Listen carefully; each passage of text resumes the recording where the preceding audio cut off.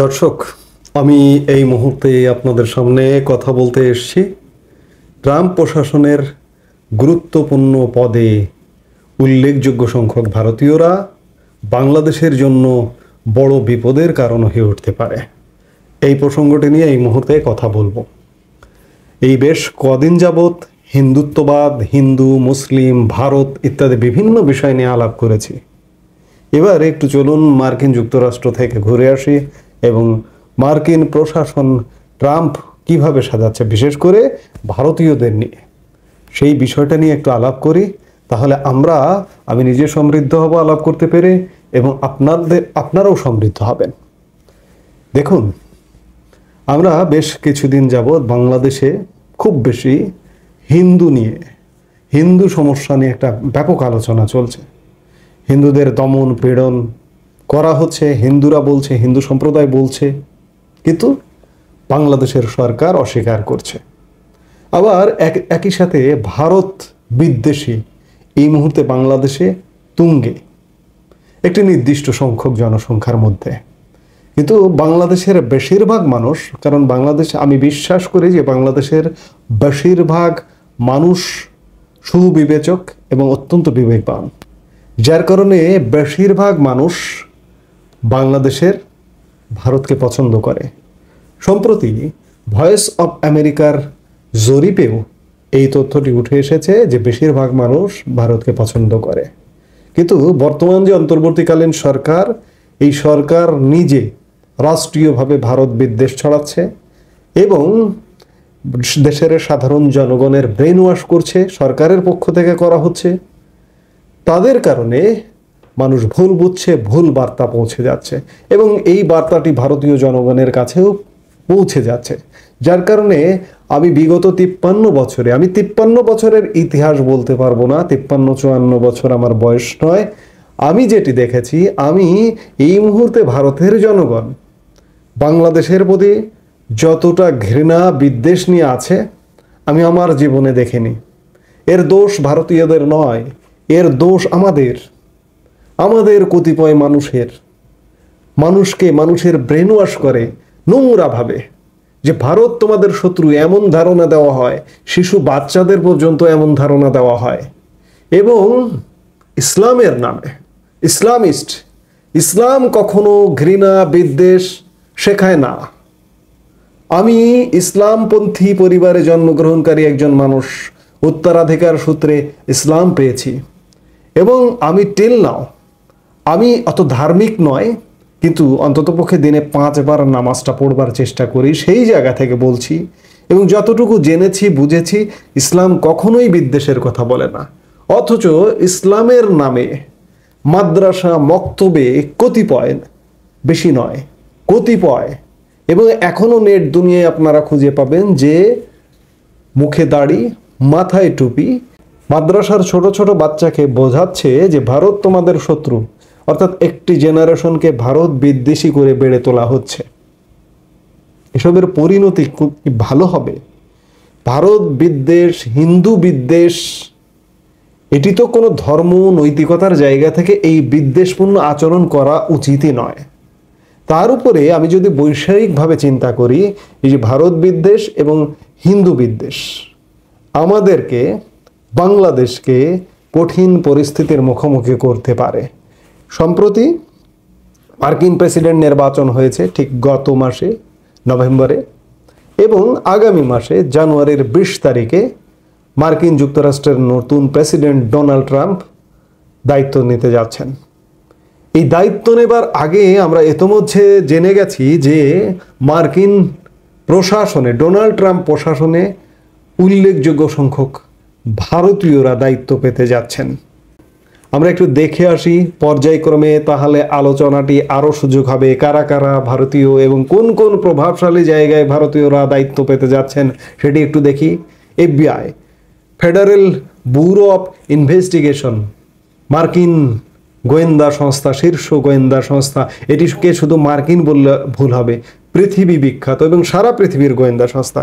এর নতুন প্রধান হতে যাচ্ছেন ভারতীয় বংশোদ্ভূত কাশ প্যাটেল। তার বাবা মা ছিলেন গুজরাটি ভারতীয় এবং যুক্তরাষ্ট্রের অভিবাসী। তিনি হিন্দু পরিবারে বড় হয়েছেন। কাশ প্যাটেল হিন্দু পরিবারে বড় হয়েছেন এবং তার এক বক্তব্যে বলেছেন ভারতের সাথে তার খুব গভীর সম্পর্ক রয়েছে। 2 নম্বরে যুক্তরাষ্ট্র মানুষের স্বাস্থ্য সেবা দেখবেন কলকাতার বাঙালি ডাক্তার ও অর্থনীতিবিদ জয় ভট্টাচার্য।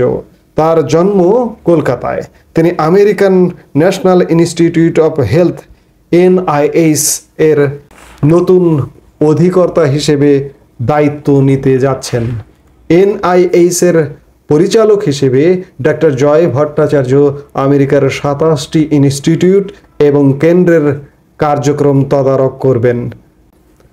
3 নম্বর, ভারতীয় বংশোদ্ভূত না হলেও হিন্দু এবং ইসকন সদস্য তুলসী গ্যাবার্ড প্রেসিডেন্ট ডোনাল্ড ট্রাম্প প্রশাসনে ন্যাশনাল সিকিউরিটি এজেন্সির ডিরেক্টর হিসেবে দায়িত্ব পেতে যাচ্ছেন। তুলসী গ্যাবার্ড যদিও ভারতীয় নন, কিন্তু তিনি একজন মার্কিন হিন্দু। এই যে ইসকনের কথা বলা হয়, ইসকন বাংলাদেশের অবুঝ জনগণ মনে করে এটি একটি ভারতীয় সংগঠন। এটির জন্ম কিন্তু আসলে আমেরিকায়। সেই আমেরিকান ইসকনেরই সদস্য হচ্ছে তুলসী গ্যাবার্ড। 4 নম্বরে বিবেক রামস্বামী, যিনি প্রেসিডেন্ট পদের প্রাথমিক নির্বাচনী লড়াইয়ে ডোনাল্ড ট্রাম্পকে টক্কর দিয়েছিলেন। ট্রাম্প মন্ত্রিসভার গুরুত্বপূর্ণ সদস্য হিসেবে দায়িত্ব পেতে যাচ্ছেন। তিনি টেক জায়ান্ট ইলন মাস্কের সাথে যৌথভাবে ডিপার্টমেন্ট অফ গভর্নমেন্ট এফিসিয়েন্সি নতুন মন্ত্রকের দায়িত্ব পেতে যাচ্ছেন।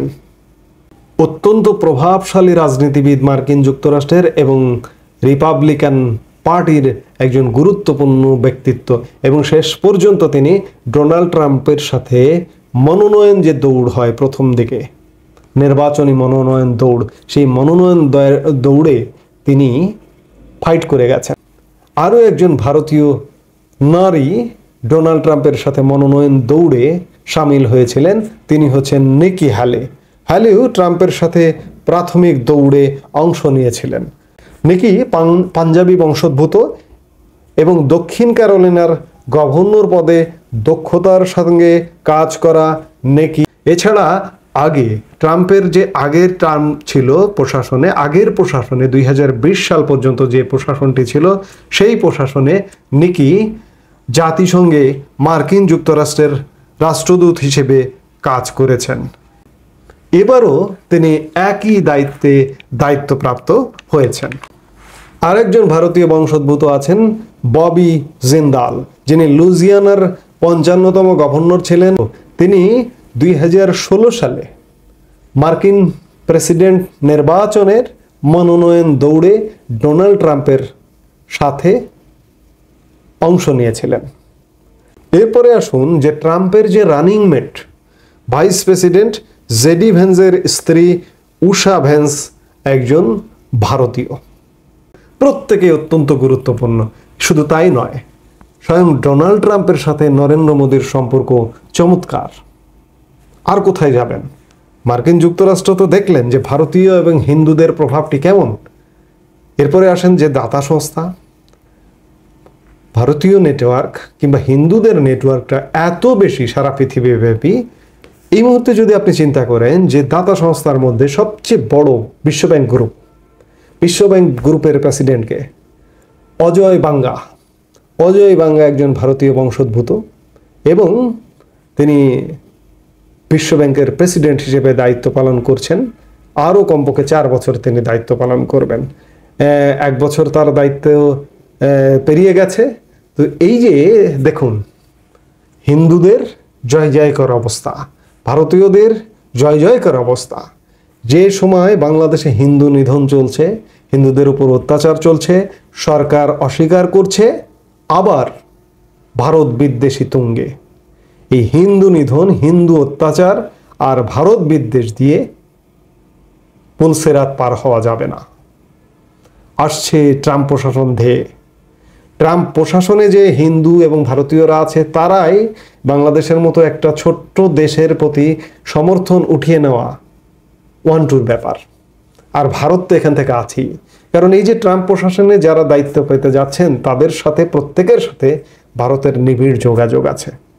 ভারত যদি মনে করে যে ট্রাম্প প্রশাসনে প্রভাব বিস্তার করে বাংলাদেশ সম্পর্কে একটা নেতিবাচক ভাবমূর্তি সারা বিশ্বব্যাপী ছড়িয়ে দেবে মার্কিন যুক্তরাষ্ট্রের মাধ্যমে, মার্কিন যুক্তরাষ্ট্র যদি বাংলাদেশ সম্পর্কে একটা নেতিবাচক স্টেটমেন্ট, খুব গুরুতর নেতিবাচক স্টেটমেন্ট দেয়, তাহলে পৃথিবীর কোথাও দাঁড়াতে পারবেন না। সেটা বিশ্বব্যাংক বলুন, IMF বলুন, যেখানে যান না কেন দাঁড়াতে পারবেন না। এবং পৃথিবীর কোনো দেশের সাথেও আপনি দাঁড়াতে পারবেন না। এই যে আজকে যে অ্যাটিটিউড করছেন বাংলাদেশের জনগণ না বুঝে না জেনে, আপনাদের কিছু মানুষের বোধ বুদ্ধি আপনাদের দেওয়া, আপনাদের ব্রেন ওয়াশ করার প্রেক্ষিতে এটি ভয়ানক পরিণতির দিকে নিয়ে যাচ্ছেন। এবং সরকার স্বয়ং রাষ্ট্রীয়ভাবে ভারত বিরোধিতা এবং হিন্দু বিরোধিতায় নেমেছে। এর পরিণাম বাংলাদেশের জনগণকে ভোগ করতে হবে। আমরা আশা করব, আমরা প্রত্যাশা করব বাংলাদেশের আপামর জনগণ আসলে অপরাধী নয়, দোষী নয়, ভারত বিদ্বেষী নয়, হিন্দু বিদ্বেষী নয়। আমরা আবহমান কাল ধরে হিন্দু মুসলিম একসাথে বসবাস করেছি, একজন আরেকজনের উৎসব করেছি। আজকে হঠাৎ করে উধাও হয়ে যেতে পারে না তো কতিপয় জনগণের জন্য, কতিপয় মানুষের জন্য। মার্কিন যুক্তরাষ্ট্র, দাতা সংস্থা কিংবা সারা বিশ্ব থেকে আমরা কোনোভাবে বিচ্ছিন্ন হয়ে যেতে চাই না। কিন্তু আমাদের সরকার, বর্তমান সরকার আমাদেরকে বিচ্ছিন্ন করবার একটি প্রচেষ্টা নিয়েছে। এগুলো বন্ধ হোক। সরকারকে জোরালোভাবে বলবো যে আপনারা বন্ধ করুন, অন্ততপক্ষে বাংলাদেশের মানুষকে বাঁচতে দিন। সরকারে যারা আছেন অনেকে এদেশে থাকেন না, অনেকে এদেশে থাকবেনও না, চলে যাবেন, কিন্তু এদেশের সাধারণ মানুষকে এই দেশে থাকতে হবে। এই দেশটি তাদের জন্য বাসযোগ্য করবার জন্য, বাসযোগ্য রাখবার জন্য যে ব্যবস্থা ছিল অতীতে, তার ধারাবাহিকতা বজায় থাকুক। আপনারা নতুন বাংলাদেশ বলতে বিচ্ছিন্ন বাংলাদেশ কায়েম করবেন, এটি হতে পারে না। এগুলো বন্ধ হোক। এই মুহূর্তে এ পর্যন্তই। সবাই ভালো থাকুন, সুস্থ থাকুন। আমাদের ভিডিওগুলো নিয়মিত পেতে সাবস্ক্রাইব করুন Sajjad Kadir and the legends YouTube channel এবং লাইক, কমেন্ট, শেয়ার করে সাথে থাকুন।